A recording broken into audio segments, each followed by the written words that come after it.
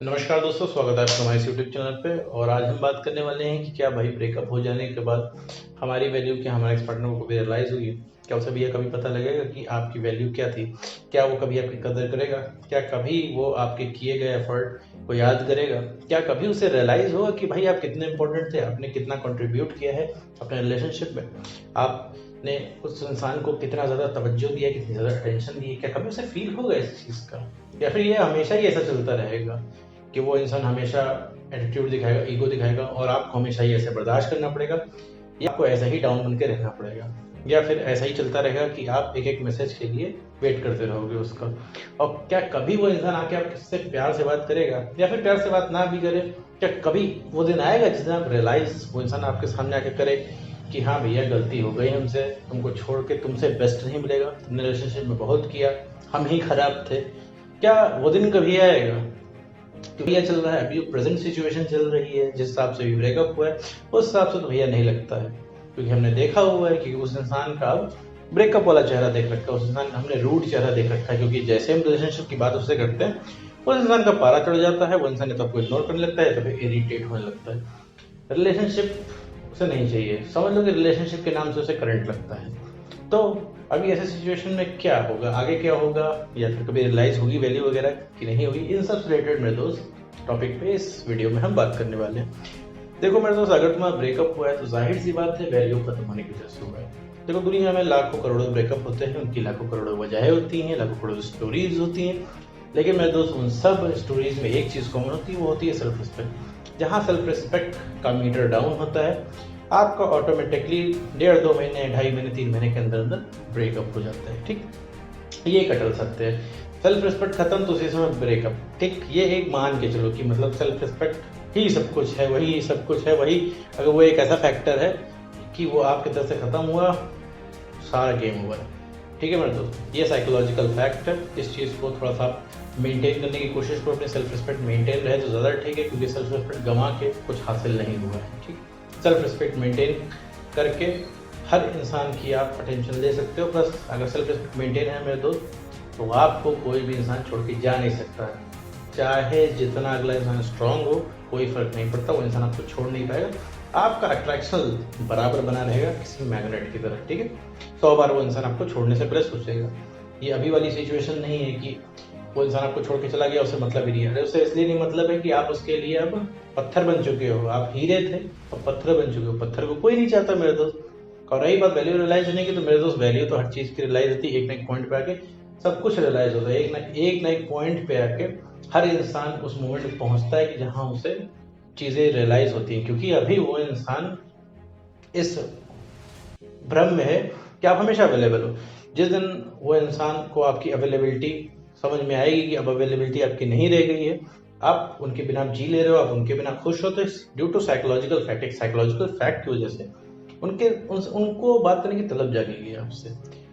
उन्हें ऐसा लगेगा यार आपसे बात करनी चाहिए, क्योंकि अब आप वो पुराने वाले इंसान तो रहे नहीं, अब आप चेंज हो गए, चीयरफुल हो गए, खुश रहते हो, मजे में रहते हो। तो एक खुश इंसान जो मजे में रहता है उससे बात करना कौन नहीं चाहता? सबसे बड़ा अट्रैक्टिव फैक्टर होता है आप कॉन्फिडेंस, या फिर माइंडिंग योर ओन बिजनेस। जब आप अपना काम करते हो तो इंसान को थोड़े से अट्रैक्टिव लगते हो।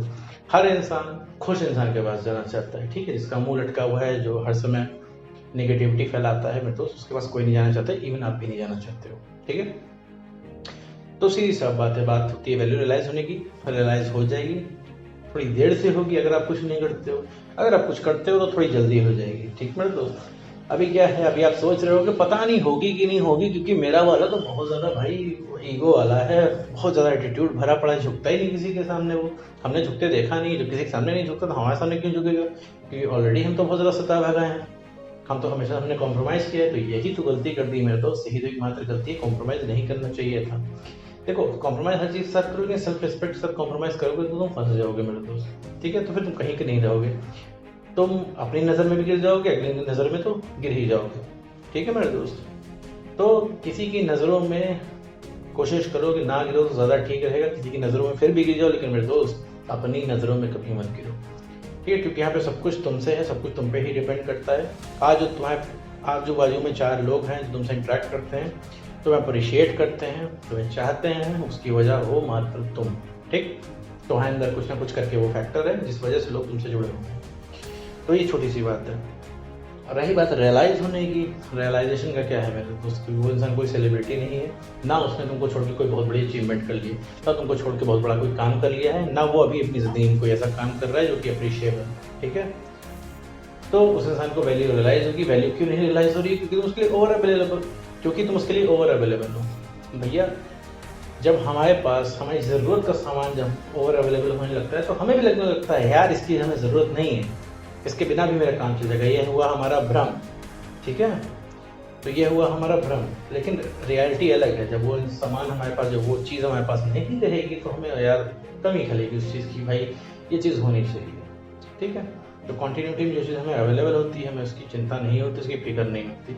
फिक्र उसी की होती है जो चीज़ हमारे पास नहीं होता है। आप अपने आसपास भी देख सकते हैं, बहुत सारी चीज़ें आपको हासिल है, ठीक, लेकिन चाहिए कि आपको आपका एक्स पार्टनर। ठीक, आप यहाँ पे सेल्फिश हो चुके हो, आपको लग रहा है कि भाई थोड़ा बहुत कॉम्प्रोमाइज़ करके हम एक्स पार्टनर से बात स्टैब्लिश कर ले जाएं और सब कुछ पहले से करने का ट्राई करें। यहाँ पे आप कुछ नहीं देख रहे हो, ना अपने आप को देख रहे हो, ना उसको देख रहे हो, ना अपनी सेल्फ रिस्पेक्ट को देख रहे हो, ना आप इस चीज़ से ध्यान दे पा रहे हो कि आप कितना गलत कर रहे हो, और आप अपने फ्रेंड्स को इग्नोर कर रहे हो, फैमिली को इग्नोर कर रहे हो, करियर को भी इग्नोर कर रहे हो, हर चीज़ इग्नोर कर रहे हो।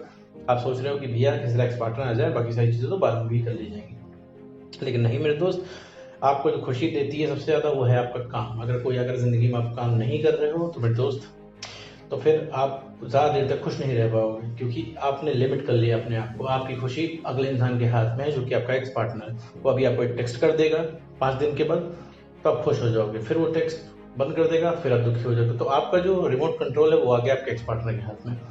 तो अपना रिमोट कंट्रोल खुद के पास रखना है। अपना कंट्रोल अगर किसी को दे रहे हो तो फिर मेरे दोस्त, फिर आप उसके इशारों पे नाचोगे और वो जब मन चाहेगा छोड़ देगा।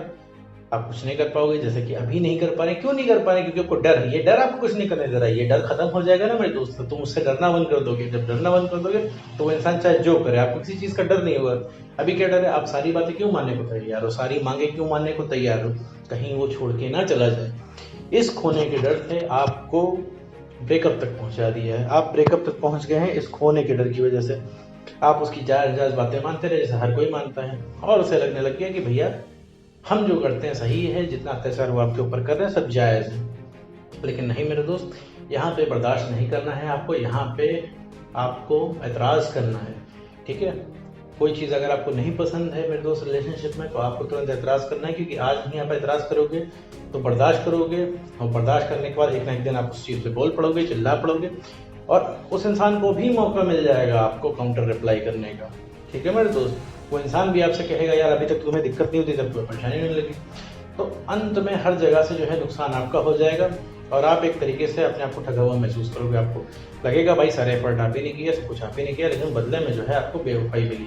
ठीक है, क्योंकि आपने लॉयल्टी से रिलेशनशिप चलाया, आपने बहुत ज़्यादा एफर्ट किया, उस इंसान को सबसे ज़्यादा अटेंशन दी, उस इंसान को बहुत ज़्यादा भाव दिया, तो बदले में क्या, उस इंसान ने आपसे ब्रेकअप कर लिया। थोड़ा सा और इस पर तड़का लगा देते हैं कि अगर आपने उस इंसान ने आपको चीट कर दिया तो भैया और भी सिचुएशन ख़राब है, कि भैया कि आपको लगेगा आप तो चीटिंग या ब्रेकअप तो डिजर्व करते नहीं थे।